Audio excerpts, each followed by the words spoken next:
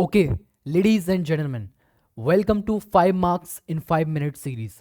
In today's video, we are going to cover review of financial information. There are two standards in review of financial information chapter. Standards on review engagement 2400 and 2410. SRE 2400, SRE 2410. So SRE 2400 talks about review of historical financial statements or information, and 2410 talks about review of interim financial information.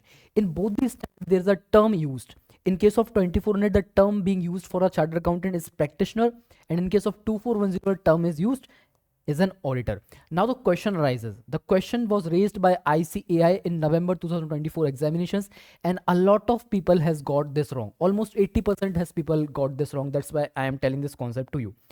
In case of 2400, you might be thinking that it should be a complete set of financial statements, then only it would be considered under SRE 2400. But in case the financial statement is interim also, but it is being reviewed by someone who is not the auditor of the company, but he is the practitioner of the entity or the company.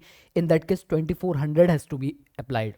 But in case, on the other hand, in case of SRE 2410, in case of SRE 2410, the term auditor is being used in the standard. And that means that even in case of complete set of financial statement, if it is being reviewed and it is being reviewed by someone who is also the auditor of the company, in that case, SRE 2410 has to be applied in that case. So this is the concept that I want to tell you. Now let's see the question that was being asked by ICAI. Question number 4 of my question bank was asked in November 24, and again in MTP May 25, the similar question was asked. In this question, they have used a case study and they have asked that there is a review of a quarterly review of a financial statement.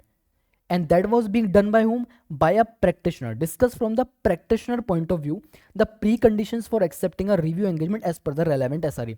Now, if you must have done the plain reading of the standard that a lot of students do nowadays, the memorization, mugging up approach, in that case, you will not be able to identify the SRE, which SRE has to be applied. But because you will see the quarterly review, so you'll realize that, okay, it is an interim financial statement, and so I shall go and apply SRE 2410. But the reality is they have also used the word practitioner. That means he is not the auditor of the company. Hence, SRE 2400 has to be applied. So answer has to be written as per SRE 2400.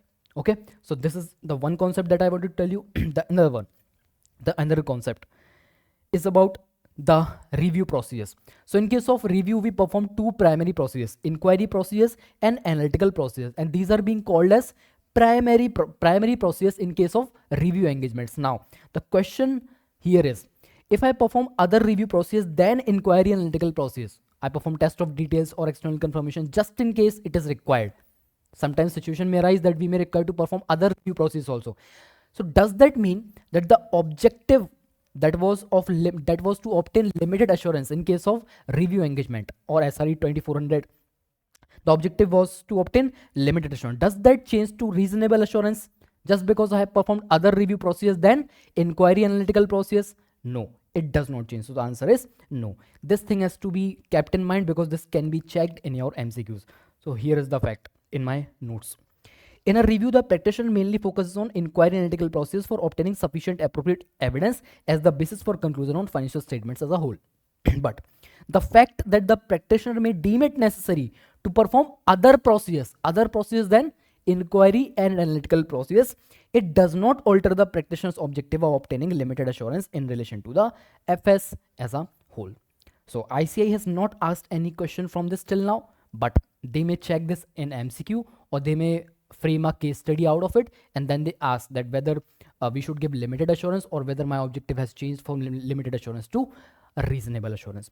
So these 2 points has to be kept in mind. The important thing is practitioner and auditor, the difference between practitioner, the word practitioner and auditor. And in case of SRE 2400, we have to apply what? We have to think in a way that if the practitioner, or you can say the chartered accountant, is not the auditor of the company, in that case, I will apply SRE 2400. If he is the auditor, then I will apply 2410. Does not matter what review are you doing. You are doing the review of interim FS or you are doing the review of complete set of FS. But these terms has to be checked. Okay.